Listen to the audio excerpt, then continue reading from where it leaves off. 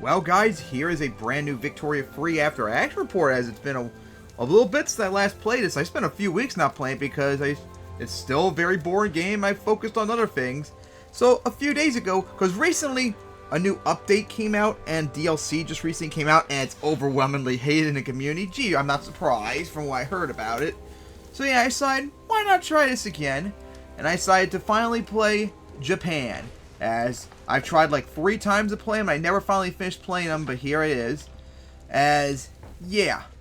And of course, I learned some things off since I last played them to try it out, and it seemed to work okay so far, expanding all that.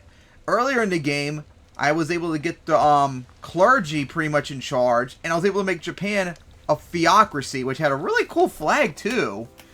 Very interesting. So yeah, that's what I did for a little bit. I just did minor territorial changes in Borneo. Brunei. I just took over Brunei at the start, and then I really just sat for a while. I eventually joined the customs union with Russia, and that really helped my GDP out a lot. So yeah, after that, I took over. No, I wanted to take over I wanted to puppet Dynam, but France took over almost all of it at the same time when I was trying to vassalize them. So I was only able to get this little strip, which was very annoying. I took over more of East Borneo. I eventually went to war with China thanks to Russia helping, and I forced Korea to get independence, kick China out of their control, which was vital for my future needs.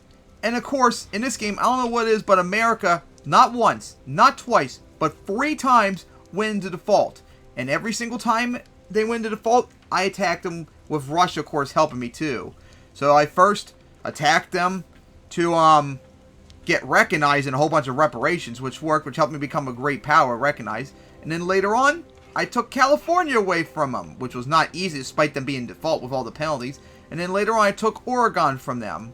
So yeah, there's that. And I took Hawaii too earlier on beforehand, because I usually do that when I'm playing someone in the Pacific. It's so easy. So yeah, after that, I took over. I eventually would colonize the rest of Hokkaido and Sakhalin, which took quite a long time. I took over Taiwan. I took over Fujian. And then I eventually would puppet Korea, and then later on annex them, which was very useful to the economy. And Philippines broke away from Spain, so I eventually puppeted them myself. And then just recently, I had a war where I had to fight the Qing, Russia, and France, who became communists in this game, just to take over all of Manchuria right here. And I won. I went deep into near default though. I had to, in order for me to win to avoid default, I had to let them take Dynam away from me, so they are released, which was really annoying, but it was the only way. China was willing to give up. It was France. France would not give up unless they were given Dynam independence. So I said, fine, have Dynam independence as long as I get this and reparations.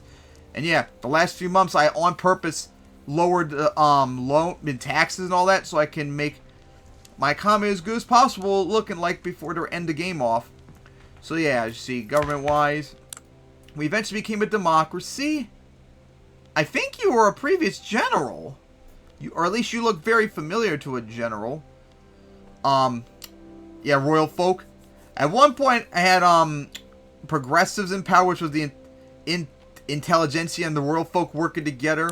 So yeah, we became a democracy, although the last few decades, we were mostly controlled by the industrialists. Like, at first it was just the landowners, then it became the clergy, then it was a mix between landowner and clergy, and then eventually for a little bit it was the intelligentsia and the royal folk, and then it became the intelligentsia and industrialists, and it's been going back and forth between just the industrialists and the intelligentsia and the industrialists. So yeah, couldn't quite get everything I had done. I almost got my standard of living to the highest it was. I think it was at 12.9 its highest, but couldn't quite get back up in time. Highest GDP though, which you see had massive declines too, because I was with my customs union with Russia, and they kept kicking me out numerous times because I went to war with them and all that. But yeah, built up the army as much as I could. high population, highest GDP of all the world, and 5,000 points, easily my highest scored game ever. So yeah, as you can see, the world, it is completely out of whack. So anyways, guys, I hope you enjoyed this map of Japan. It's nice to finally get back to the game again, even though it's still incredibly boring. Fix army and let me do micro. That would make the game so much better. Alright, guys. So that's going to wrap it up here. And now to check out and show off the final results.